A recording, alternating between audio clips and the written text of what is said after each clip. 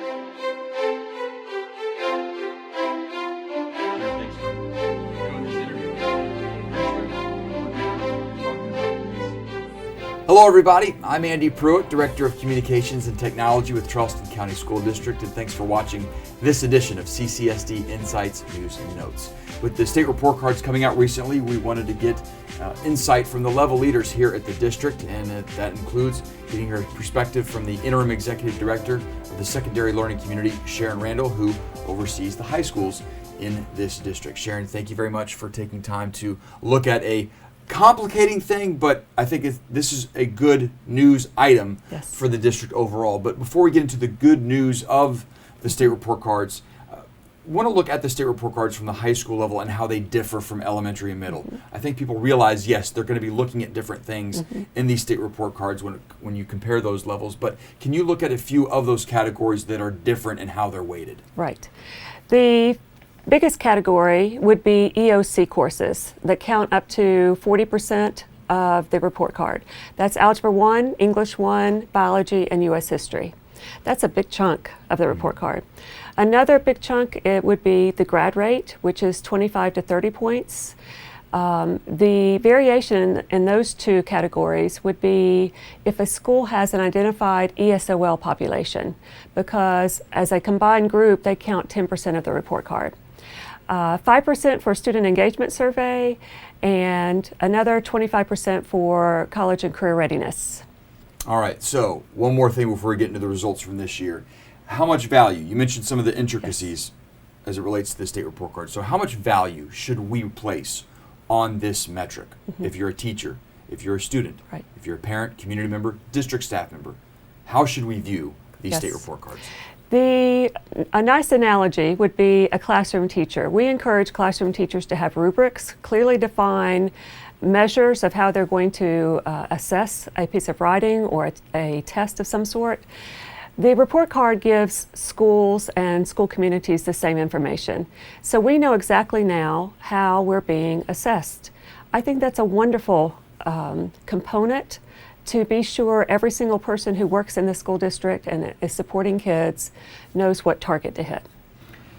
So looking at CCSD high schools overall this year, there were significant gains that were made. And we don't want to single out specific schools, but overall, one really neat accomplishment to look at is we had two schools, a couple of schools last year that were recognized as unsatisfactory. They both moved up. And to not have a single unsatisfactory high school in Charleston County School District, according to the state report card, is significant, correct? Oh, it is significant. And across the board, there was growth in every area, which is very exciting. Of course, our goal over time is to get everybody to good and excellent, but for the first year, I consider that phenomenal growth. Even within categories, schools made considerable forward movement in the point values. Unfortunately, it wasn't enough to bump them up to the next category, but one school in particular grew 7 points. And that's exciting to know that you're so close to the next category. That entices schools and school communities to work even harder. Something else positive to discuss, and you mentioned it, nearly half of our high schools are rated good or excellent, according to the 2019 state report card. Every high school is different, but are you seeing some consistencies there that are becoming maybe best practices that could be instituted in not just those high schools, but high schools across our district? Definitely. And it's really going back to the basics of collaboration within the school building, everybody working toward common goals, and across our district, principals and teachers talking and collaborating across the district to benefit kids.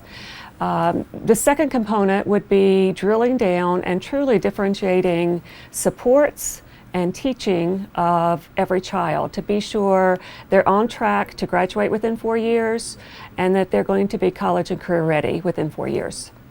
One thing that we often hear from parents and community members, if something is working at a specific high school, and we have the highest rated high school in the state according to the state report card, are there programs, best practices that could be copied and replicated and spread district-wide? Again, knowing that each high school and each high school community is different, but are there things that can be taken from those high schools that have those ratings and utilized elsewhere? Even the best school in the nation, identified by U.S. News and World Report, Academic Magnet, the biggest component that principal has been working on is differentiation and the supports that kids need to work at the highest levels possible. That is what's happening at all of our schools. And the collaboration piece allows principals and teachers to talk with people in the trenches, so to speak, and figure out what's working in real time that they can take back and possibly implement immediately in their own schools. So collaboration and differentiation are the two biggest supporters of this growth, and I know it's going to continue this year. Also, going back to the way the report card is made up, you mentioned graduation rate. Yes. A significant portion is also the college and career readiness. Yes. And we saw some gains in both of those across the district. We're ahead of the state average, but important to note that we saw gains within the district from 2018 to 2019. Why do you think we saw improvements there district-wide at the high school level? Two big categories. It's processes and programming. Having the principals and the school staffs understand exactly how each of these components is measured, and most of it is pulled from our data housing platform, which is PowerSchool. So being sure the right data is getting in the right places for PowerSchool, and drilling down child by child and ensuring that the right courses, that's the programming, would be in place for them to graduate on time and be CTE completers, for example. So it's a two-parter, and I just want to say a big shout out to many departments at the district level who came in and helped support schools in these efforts, whether it was Kathy Milne's department, finance, HR, finding the right teachers in the right places. CTE did a phenomenal job sitting down with every school and being sure that those completer pathways were in place. Assessment accountability, LaShawna Rivers with online learning. I could go on, but there's not a group that didn't come together and work with one common purpose. And we are seeing the benefits of that, and that's going to continue to grow. So knowing that that's in place, Yes. having something positive to build on in this improvement from 2018 to 2019, where do we go from here as a district at the high school level? Because you enjoy the successes and they should be celebrated, Right. but you don't want to rest. Exactly. You don't want to get complacent, correct? Right. Our goal for this year is to hit almost 100% for career readiness. Really, every child should not be graduating unless they are at least career ready. The second component is the wonderful work that the academic teachers have done over the last year, drilling into rigor discussions and being sure kids are being taught on grade level. A big component of that is implementing common assessments across the board.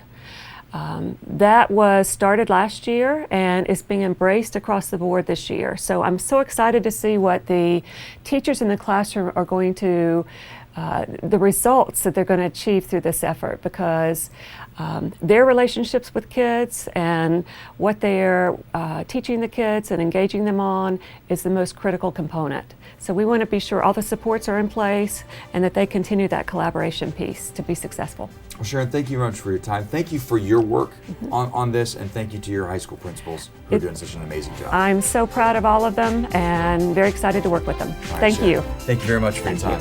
And thank you for watching this edition of CCSD Insights.